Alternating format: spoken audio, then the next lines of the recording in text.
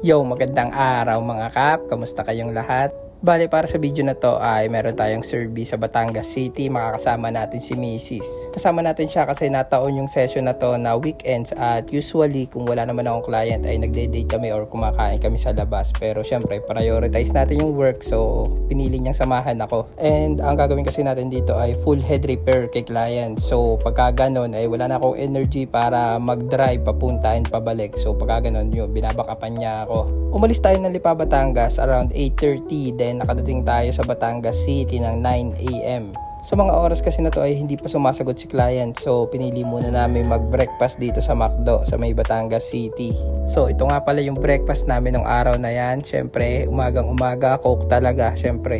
Dumating kami sa Batangas ng 9:10 AM tapos kumain kami dun sa McDo around mga 40 minutes din kasi natapos kami ni Mrs. na 9:50 AM din tsaka nagchat si client na malapit na siya sa location. Bandang 10:50 AM at ito na nga papunta na tayo sa bahay ni client. Ito nga pala itsura na dreadlocks niya ngayon. Naging client ko to si Sir JR siguro 3 to 4 years ago na buntis pa lang si Mrs. nun kay Aki. Ganito na rin kahaba yung dreadlocks niya nung ni-repair namin at sa loob ng 3 to 4 years ay wala siyang repair. Ako pa rin yung huling humawak nito. So di ba nga sabi ko ay magiging mahaba yung session na yon kasi initially yung plan namin ay i-repair namin yung full head dreadlocks niya. All natural kasi to.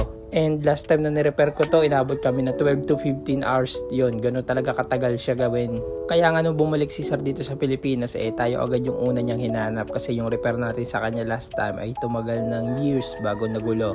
Ari naman daw kasing dreadlocks ni Sir pinapa-repair din naman niya dun sa London kaso nga lang inaabot lang sa kanya ng weeks tapos bumabalik na rin sa dati. All natural tong dreadlocks ni Sir at inabot na nga ng 3 to 4 years na wala siyang repair so yung ibang strands niya ay naputol na. Ang initial plan namin ay i-repair ko siya full head repair from roots to tips pero since 1 week naman yung vacation niya dito sa Pilipinas nag-decide siya na putulin na muna namin lahat ng dreadlocks niya at sa bahay ko na lang i-repair.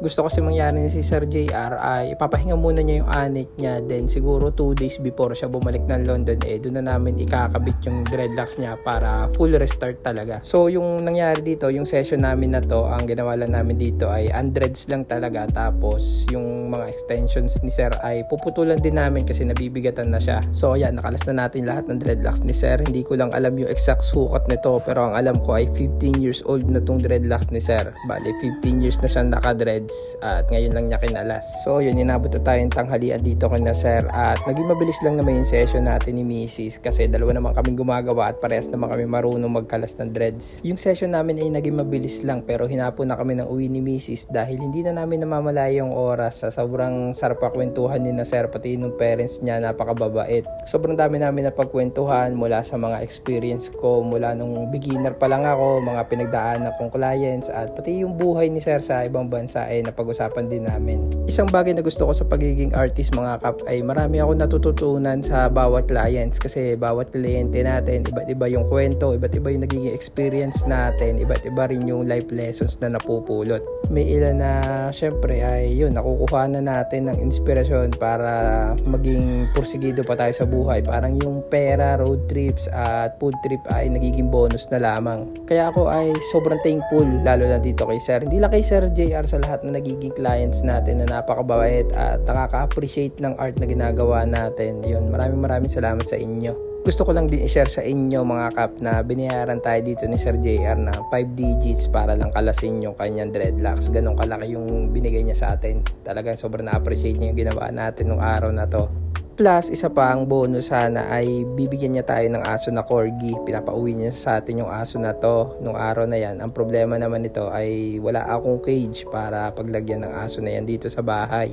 For rehoming na kasi yung aso nila dito at naghahanap si Sir na pwede niya pagkatiwalaan mag-alaga. Ang problema naman nito ay willing naman ako kaso ay hindi naman ako nagkakaroon pa ng alaga na aso sa buhay ko.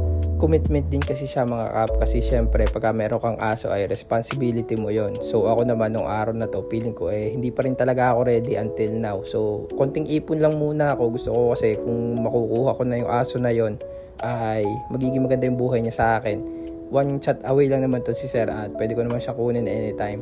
So yun, nakauwi na kami dito. Diretso agad kami ni Mrs. sa Moon Coffee para magpahinga naman ng konting oras. At ito, dahil Sunday nga to, ito na nagsilbing date namin nung araw na yan. Kahit naman nagiging busy kami sa buong week, hindi naman namin napapabayaan magbigay ng time para sa isa't isa. At lalo kay Aki, talaga naman pagka weekends ay araw yun ni Aki para sa amin.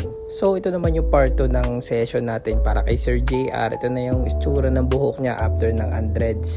So, di ba ang ating plano nga ay bago siya bumalik ng London ay ating ikakabit yung dreadlocks ni Sir. Pero nagbago yung isip niya. Ang nangyari kasi dito ay pinakiusapan siya ng kanyang anak na sana wag muna doon magpa-dreadlocks. Siguro nagustuhan na yung bagong looks ni Sir JR at ayun, pinagbigyan naman ni Sir JR yung anak niya kasi sa loob naman ng 15 years na-enjoy na talaga yung dreadlocks. Pero yung dreads naman niya, binaon niya ulit pabalik ng London. Kaya naman ang nangyari, imbis na reinstallation ng dreadlocks ay nauwi sa cornrows yung session namin dito ni Sir JR. Actually, ito na yung araw na flight din niya. Umaga siya pumunta sa atin, then kinahaponan ay flight na niya pabalik ng London. Bali, ang gustong mangyari ni Sir sa cornrows niya ay classic straight back lang naman. 6 rows yung ginawa natin at ito na yung naging resulta.